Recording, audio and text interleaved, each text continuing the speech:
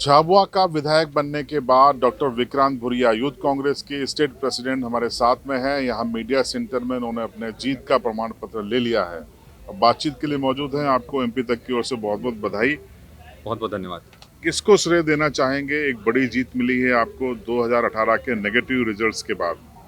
देखिए, हार कर जीतने वाले को बाजीगर कहते हैं और जनता ने और जितने कार्यकर्ताओं ने ज़बरदस्त जो मेहनत करी है, मैं उनको पूरा श्रेय देना चाहूँगा। मेरे पिताजी कांतिलाल भूरिया जी को श्रेय देना चाहूँगा, जिनके मार्गदर्शन में एक ज़बरदस्त हम चुनाव लड़े और उनसे ही जो प्रेरणा मिली है कि लगातार लोगों के लिए, गरीबों के लिए, कमज़ोर वर्ग के लिए संघर्ष करते रहना, वो लगातार हम कर रहे हैं और आगे भी करते रहेंगे। और ये निश्चित तौर पर जिस तरह की जो हवा चल रही थी, विपरीत हवा चल रही थी, उसके बीच में अगर आप 16,000 वोटों से जीत कर आते हैं तो कहीं ना कहीं आपके कार्यकर्ताओं ने ज़बरदस्त दिन रात एक कर दिए, क्योंकि बीजेपी ने कोई कसर नहीं छोड़ी। यहाँ प्रधानमंत्री नरेंद्र मोदी जी की सभाएं करवाई, पुलिस पैसा प्रशासन का ज़बरदस्त दुरुपयोग करा। इसका सबसे बड़ा उदाहरण है कि मेरे पर पत्थरबाजी हुई पर आज तक उसके एफआईआर नहीं लिखी गई। तो वो जो कर सकते थे उन्होंने करा, पर उसके बाद भी अगर वो चुनाव हारे हैं तो ये हमारी जनता की ताकत थी, हमारे कार्यकर्ताओं की ताकत थी कि जो आखिरी समय तक मुस्तैद रहे और कभी नहीं हार मानने वाला जो उनका एक एटीट्यूड था, उससे आज हमारी ये जीत हुई है और इसलिए मैं पूरा श्रेय उनको देता हूँ। आप मध्य प्रदेश भर में आंदोलन करते रहे हैं, आवाज उठाते रहे हैं। अब विधानसभा की बारी है। कुछ मुद्दे तय किए हैं जिनके लिए आप आवाज उठाने वाले हैं?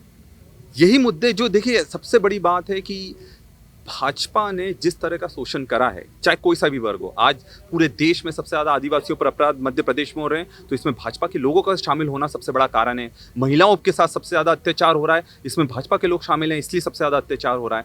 जो युवा सबसे ज़्यादा, 1 करोड़ से ज़्यादा मध्य प्रदेश में युवा बेरोजगार है। एक के बाद पटवारी घोटाला हो रहा है, नर्सिंग घोटाला हो रहा है, शिक्षक वर्ग 3 का घोटाला हो रहा है, एक भी दोषी को आज तक जेल नहीं भेजा है। जो लड़ाई हम जमीन पर लड़ते थे, आज एक माध्यम मिला है सदन के अंदर वो लड़ाई लड़ने का, और पूरी ताकत से, दमखम से लड़ेंगे, क्योंकि हम यूथ कांग्रेस के लोग हैं तो जेल जाने से तो डरते नहीं है, डंडे खाने से डरते नहीं है। पर अब जो एक मौका मिला है, जो अपेक्षा है, जनता की अपेक्षा है, हमारे युवाओं की अपेक्षा, उनको उनकी लड़ाई लड़कर पूरा करने का काम हम लोग करेंगे। मध्य प्रदेश में निराशाजनक जनपद मिला है कांग्रेस को। इसको आप कैसे देखते हैं? कहाँ चूक हो गई? देखिए, हर चुनाव का एक विश्लेषण होगा और इस चुनाव का भी निश्चित तौर पर विश्लेषण होगा, क्योंकि देखिए, कार्यकर्ताओं ने मेहनत में कोई कसर नहीं छोड़ी। अगर ये कोई बोले कि कांग्रेस का कार्यकर्ता ने मेहनत नहीं करी, दिन रात एक कर दिए कांग्रेस के कार्यकर्ताओं ने।